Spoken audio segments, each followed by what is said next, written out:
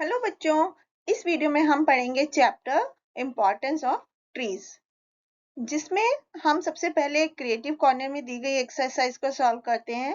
यहाँ पर बच्चों कुछ चीजों की पिक्चर्स बनी गई हैं।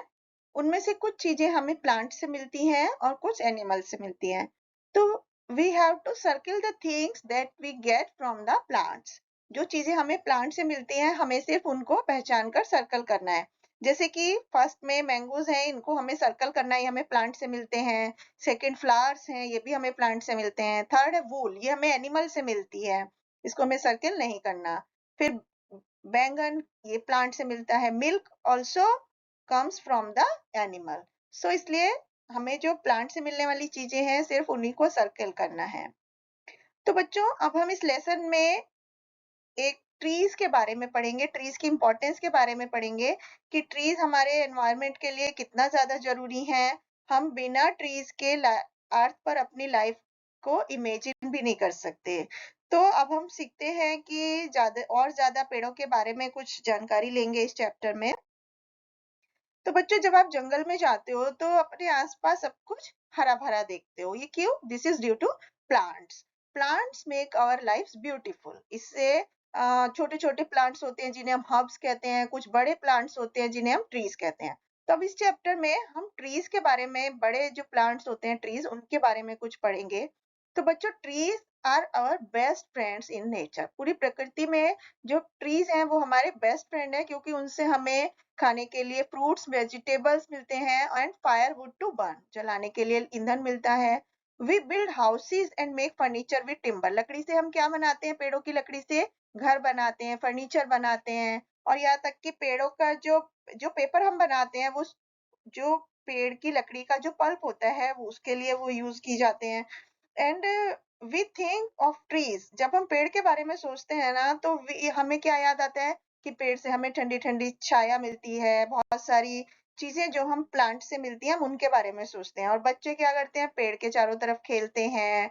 एंड जो थके हुए यात्री होते हैं, जो राहगीर होते हैं, वो पेड़ के नीचे बैठकर आराम करते हैं। And trees do much more than giving us fruits, furniture and paper. इसके अलावा भी पेड़ हमारे लिए बहुत कुछ करते हैं। सिर्फ फल, फर्नीचर और पेपर ही नहीं देते, वो हमारी लिविंग थिंग्स को, पूरी लाइफ सबको सपोर्ट करते हैं। वो हमें ऑक्सीजन देते हैं। हमें जो सांस लेने के लिए चाहिए होती है, कुछ चीज जलाने के लिए हमें ऑक्सीजन चाहिए होती है, वो पेड़ों से हमें मिलती है।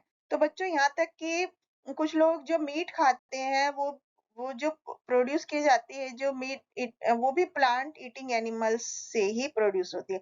जैसे टाइगर है, लॉयन है, वो क्या खाते हैं? डियर खाते हैं। डियर क्या खाते हैं? दूसरे प्लांट ईटिंग एनिमल्स को खाते हैं, या प्लांट्स को खाते हैं जो कि प्लांट खाते हैं। तो इस तरह से प्लांट हमें दो इंपॉर्टेंट चीजें देते हैं जो हमारी लाइफ के लिए बहुत जरूरी है।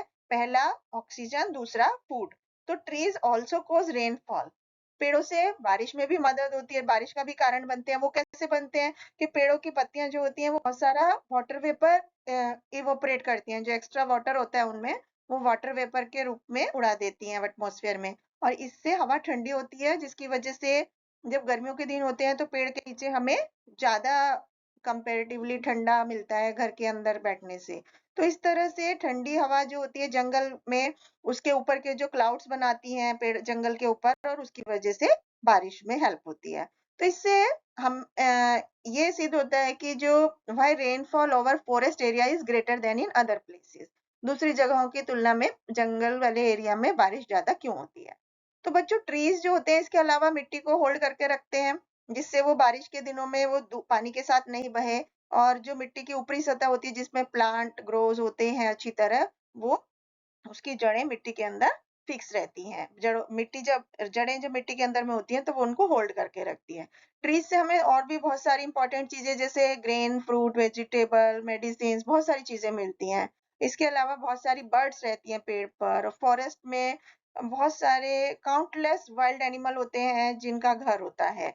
तो ग्रीन लीव्स और ग्रास से हमें, हमारी आईज को रिफ्रेश होती है, हमारी आईज और माइंड रिफ्रेश होता है।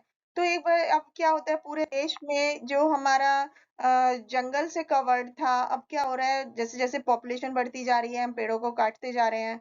लैंड चाहिए एग्रीकल्चर के लिए, घर के लिए, इंडस्ट्री बनाने के लिए।